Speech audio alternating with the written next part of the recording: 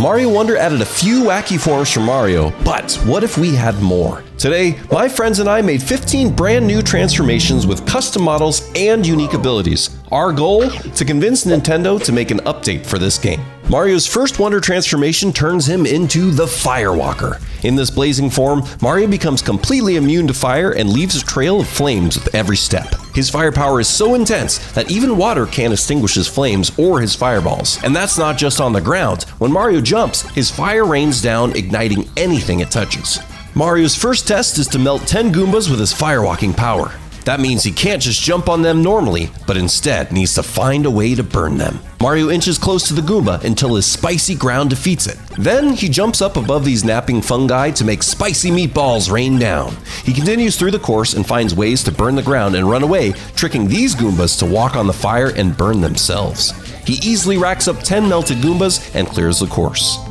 Mario's completed his first Wonder objective, allowing him to unlock the next test. As he continues, each form gets more powerful and each objective gets harder. Mario turns into Cactus Mario next. In his new spiky form, he can defeat enemies just by touching them from either side, but his head is still vulnerable to taking damage.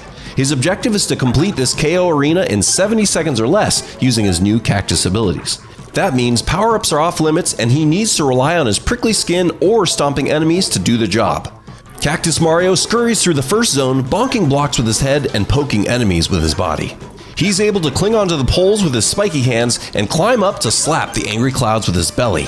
With a cinematic finish, he clears the first of 3 zones at a good pace. In the next area, he must battle Condarts who drop down at him. At first, he tries to jump up and poke each one, but he's far too slow. Then he gets an idea, grabs a Lakitu cloud, and floats across to poke them. Cactus Mario enters the last room and is running out of time. The Hammer Bros here are ruthless. Even a cactus can't deflect these hammers. He times his moves carefully, bonks and spikes the angry turtles, and finishes his objective. Test 2 is complete. Mario must keep mastering these new transformations to unlock the ultimate final test. Mario's unlocked his new form, Bulldozer Mario. He can now break through blocks and enemies and can build up speed for extra destruction. To complete this trial, Bulldozer Mario must break through 5 different objects. At first, this seems easy as he smashes through snow blocks and tramples Goombas. He has to be careful not to let enemies punch his head, his one true weakness. Bulldozer Mario continues exploring and figures out that he can demolish question mark blocks to get him his 3rd object. He just needs 2 more now, and big coins can't be destroyed. He looks around while avoiding the owl enemies who want to break through his face window. He waits in the path of the Pokepede to see who is stronger, a punching worm man or a Mario made of steel. Bulldozer Mario crushes the Pokepede and then looks for his final object. With new confidence, he approaches that owl enemy, smashes it, and completes his objective. 3 transformation tests down, and they only get wackier from here. Mario morphs into Tennis Racket Mario in the next area. Racket Mario can deflect projectiles back to where they came from. He can even aim upward right when it hits to launch them further. More than just projectiles though, Tennis Racket Mario can even bounce enemies away from their spot and force them to find new homes. But now, Racket Mario has the serious objective of making 10 spike enemies hit themselves. He must return the spike balls to their owners to give them a taste of their own medicine. Racket Mario starts off strong by changing the direction of a spike ball on the ground to defeat an enemy. Then things get tougher when he needs to return one to the spike enemy way up high. He looks up at the perfect moment with a jump to get another point to his score. Racket Mario has a devious plan to move a spike to make it an easy target. Then he manipulates one spike to destroy the other. Racket Mario racks up more kills and finishes off with a music celebration while getting his last one. Mario beats the 4th transformation test, but things are about to heat up, while also cooling down. It's snowman time. Mario becomes an icy hot snow creature who can turn his foes into blocks of ice. He can do it by launching fireballs or freeze them by jumping on them. He can then pick them up and throw them, or just flop them to death with his spherical torso. Snowman Mario must freeze 20 enemies in this test. He chases down a Skedaddler, launches a fireball, and freezes it. This poor Koopa never had a chance as Snowman Mario encases him in ice and chucks him at these cheese barrels. Mario freezes more Skedaddlers and wonders what happens when you push a pipe into ice. Turns out it's not good. He hunts down a few more evasive Skedaddlers and learns that his snow butt can also freeze enemies. Snowman Mario grabs a star and runs into more enemies to freeze them and complete his objective. Test 5 is complete. Mario's really starting to prove himself now as he moves closer to the final challenge and closer to convincing Nintendo. Mario appears in the next level, transformed into Airplane Mario. He can soar in all directions and launches spike ball missiles as he flies. His missiles can break blocks, defeat enemies, and pop bloops. Speaking of bloops, Airplane Mario's test is to pop 15 of them within a 5-second period. He has no idea how he'll be able to do it. Airplane Mario immediately starts destroying Balloon and Goomba enemies while thinking. He figures out that if he's too close to the enemies, it's much harder to launch missiles to hit them. Airplane Mario is able to use a speed boost and hunts for bigger groups of bloops. He smashes through blocks and collects coins when he sees his opportunity. Big lines of bloops move up and down the screen. Airplane Mario lines up his missiles and attacks. He feels frustrated as he messes up the first few tries, but then, at the last second, he pops his 15th bloop within the time limit for victory. 6 trials down, and Mario's more determined than ever to make it to the end. Mario embraces the spirit world for his next transformation, Ghost Mario. Ghost Mario's signature ability is called Haunting Chill. With this move, he can push back enemies, put out fires, and dash forward with great speed, even after jumping. His objective is to haunt 20 things in this course. He starts by launching a popcorn enemy back and putting out the fire on the hot rocks nearby. He then haunts the Rever and continues on his ghostly mission. He finds a huge group of hot rocks nearby and twirls up to launch his Haunting Chill all around him. He tries to use his terrifying gaze on these pots, but they're clearly unimpressed. Ghost Mario moves through the level, leaving his ghostly mark on as many items as possible, finally completes the objective and clears the course. Mario is now halfway through his trials to reach the ultimate test, and he's showing no signs of slowing down. Mario's undead journey continues with his next wonder form, Skeleton Mario. Skeleton Mario summons a bone helmet that can defeat any enemy it touches. He can also launch another summoned bone from his body after a short delay. Skeleton Mario's objective is to hit enough enemies with a single bone that he earns a 1-up. To do this, Skelly Man first launches a bone and chases it to see if he can find enough enemies along its path. When that fails, he tries a different route and jumps up and down using his bone helmet instead. That doesn't work either, so Skeleton Mario has to come up with a new plan. He explores the entire level while slamming noshers until he almost reaches the end of the course. He's about to give up when he remembers the last moment of the level has a group of noshers that would be perfect. Instead of climbing the final staircase to exit, he waits for noshers to bite up out of the ground, throws the bone at the perfect moment, earns the 1-up, and clears the objective.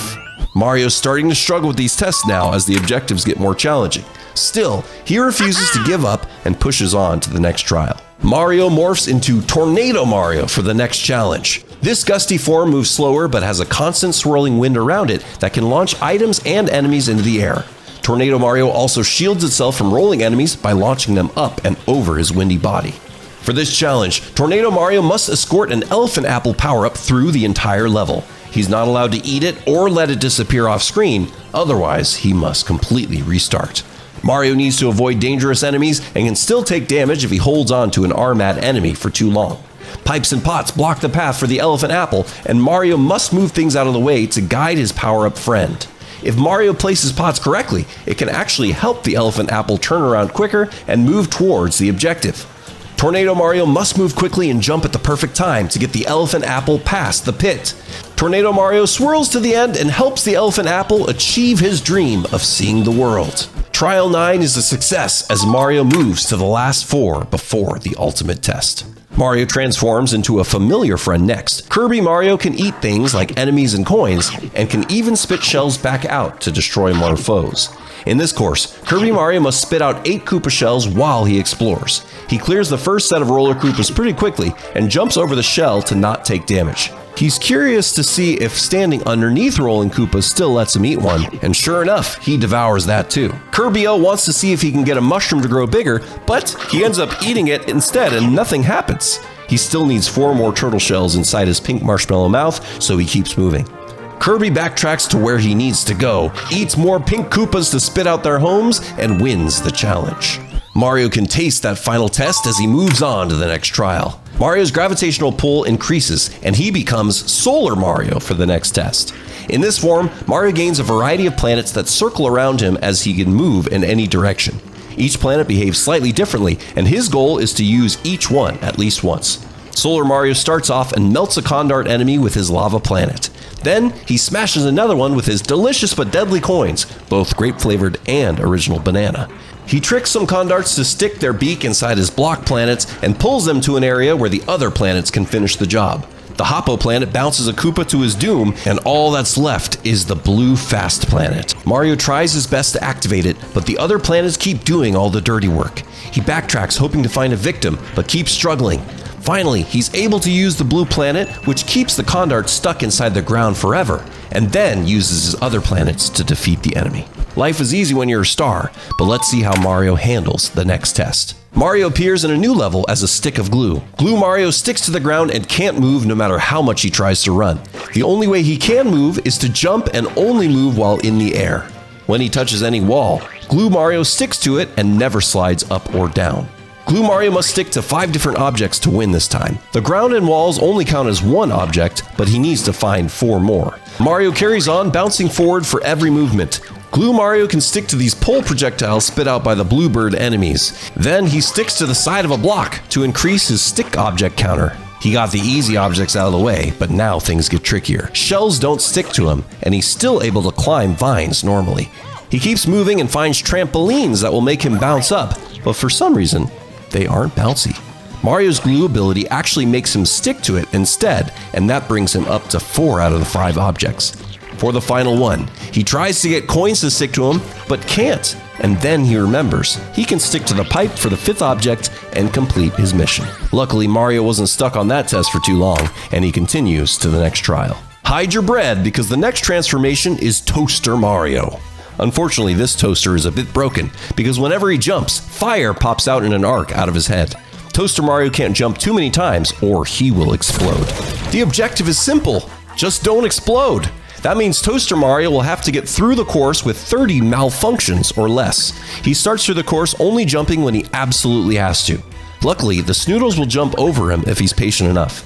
Koopas, though, they want to run right through him, so he has no choice but to jump and burn them with a malfunction. Moving through the course gets trickier as these giant bouncers force Toaster Mario to get more and more damaged. Soon the entire level is full of them, and Toaster Mario spews out lots of fire. He barely makes it to the other side with only 2 fireballs left. He climbs the slopes while waiting for the Snoodles to get out of the way. He has to use 1 more fireball to clear a Koopa before finally reaching the flagpole to safety.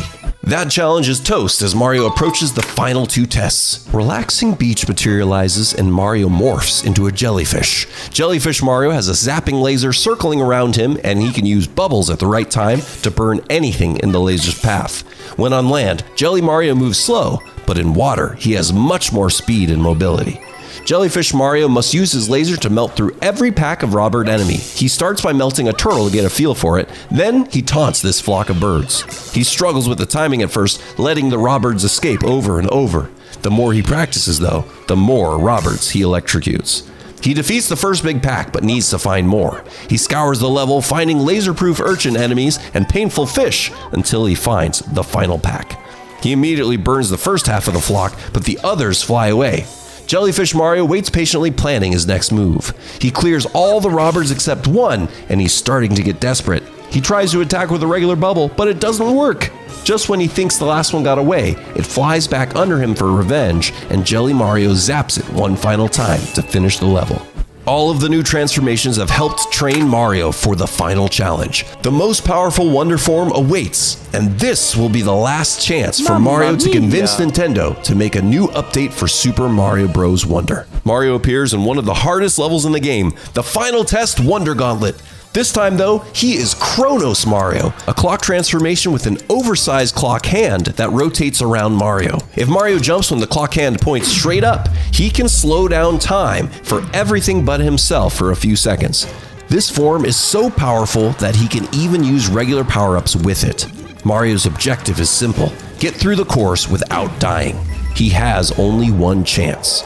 He stops time on the wiggly pipe to burn birds and watches them slowly fall. He's able to taunt a Goomba before melting it, and he can freeze time to jump across on these anglefish. He stops time again to get across Missile Megs, and then uses his ability to dodge lightning and destroy barriers. He bounces on Hoppos and grabs a star and sprints to the end. Time may slow down for Kronos Mario, but he slows down for no one. Chronos Mario sprints to the end, defeating enemies, and jumps across to grab the flagpole to finally complete the Extreme Transformation Trials. To see how I turned enemies into custom bosses in Mario Wonder, click on the video on screen now. I'm Arrowstotle, and thanks for watching.